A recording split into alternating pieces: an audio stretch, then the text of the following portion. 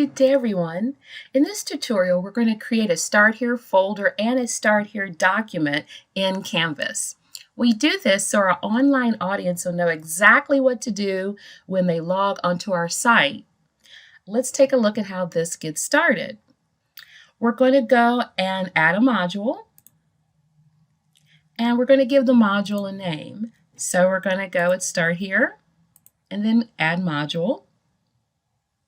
And as you scroll down to the bottom of the page, you will see the module has been created.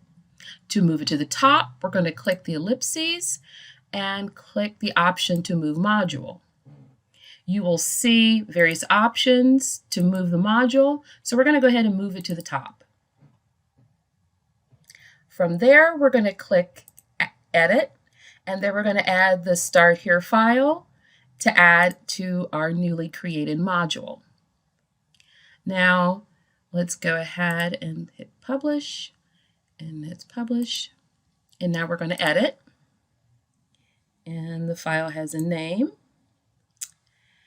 And let's see, we're going to go ahead and go to the file itself. We're going to click Edit. And in the content page, we're going to add the information that will provide the expectations for the participants in our course.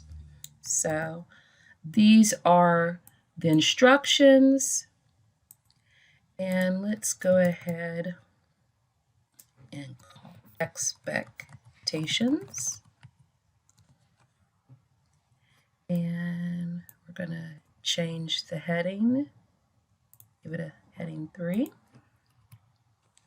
And then once we fill in the information to let everyone know what is expected of them and to help them seamlessly navigate the course, we go to the bottom and save.